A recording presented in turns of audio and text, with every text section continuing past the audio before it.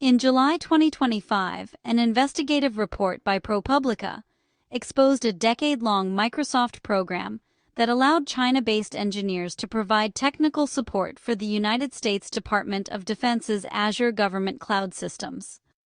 Now, I could be wrong, but if I were overseeing this program, I'd have some problems with China working on Department of Defense projects.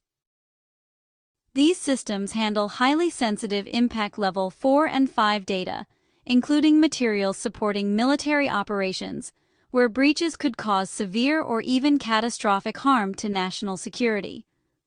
The arrangement raised alarms about potential espionage risks, as Chinese engineers, subject to China's national intelligence laws compelling data sharing with the government, indirectly accessed United States military secrets through a supervised process. While no confirmed data breaches have been publicly linked to this program, experts and officials warned it created a silent risk for Chinese hackers to exploit vulnerabilities, and it's what hasn't been disclosed that is the most damaging. How the program worked was that Microsoft outsourced maintenance tasks, like patching software, updating firewalls, and troubleshooting logs, to cheaper engineers in China, who had advanced technical skills but lacked United States security clearances. To comply with Department of Defense rules barring direct foreign access, United States-based contractors, often former military personnel hired by staffing firms like Insight Global, with active secret clearances who served as intermediaries. These escorts manually input commands dictated by the Chinese engineers into the secure Azure systems. But there were limitations. Escorts earned as little as $18 an hour and were selected primarily for clearances, not expertise. Many had minimal coding experience, making it basically impossible for them to detect subtle malicious code or backdoors in the instructions. One escort told ProPublica they handled dozens of tickets a week from China, fearing undetected sabotage, saying, "Will that get caught before damage is done? No idea." The scope of this even affected Azure's support for a company named SharePoint, which is a collaboration tool hacked by Chinese state actors in 2023, where they stole 60,000 United States emails. But even worse, they hacked the Department of Defense cloud infrastructure, which generates over 1/4 of Microsoft's revenue and puts Americans at great risk. The program began around 2015 and continued until public scrutiny in 2025. Despite internal Microsoft warnings and known Chinese cyber threats, including hacks on Microsoft systems, but there's a pivotal point that can't be ignored. Profit is always more important to corporations than the protection of the regular people of the world. We remain largely clueless of the risks until it's too late, and I can't help but wonder why this wasn't stopped until 2025. Risks and security concerns have been at the forefront of discussions. Espionage potential is a major issue here. China's laws actually require citizens and firms to assist intelligence efforts. According to the Office of the Director of National Intelligence, China is labeled as the most active and persistent cyber threat to United States networks. Critics have argued that this setup basically handed Beijing a designed-in backdoor to military data.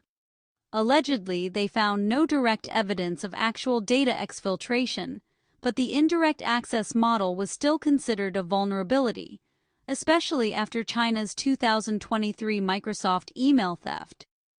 These practices, by the way, have extended to other government agencies too, which has really prompted fears of widespread exposure in non-classified but still sensitive systems. On July 18, 2025, Microsoft announced it had immediately ceased using China-based teams for Department of Defense support. The company stated, "No China-based engineering teams are providing technical assistance for DoD government cloud and related services." Microsoft defended the prior model as compliant with U.S. policies, but they did acknowledge the concerns and shifted to fully U.S. or allied-based support.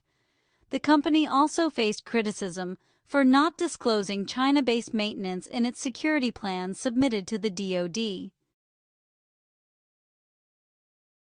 Defense Secretary Pete Hegseth ordered a 2-week audit on July 18, 2025, to scan all contractors for similar foreign access, stating foreign engineers from any country, including of course China, should never be allowed to maintain or access DoD systems. Senator Tom Cotton, Intelligence Committee Chair, demanded details on accessed data, audits, and potential incidents in letters to Hegseth. Senators Jeanne Shaheen joined in pushing for transparency. By August 2025, follow-up reports revealed Microsoft omitted key details, like escorts being third-party contractors, in Department of Defense filings, which fueled calls for accountability. This lack of oversight and responsibility is a huge concern with Microsoft and other such megacorporations that put profit above user safety. Most of us have had our information compromised at some point on some platform. Social media is fraught with upset users labeling such a deliberate lack of control as treason by tech infrastructure and demanding raids on Microsoft.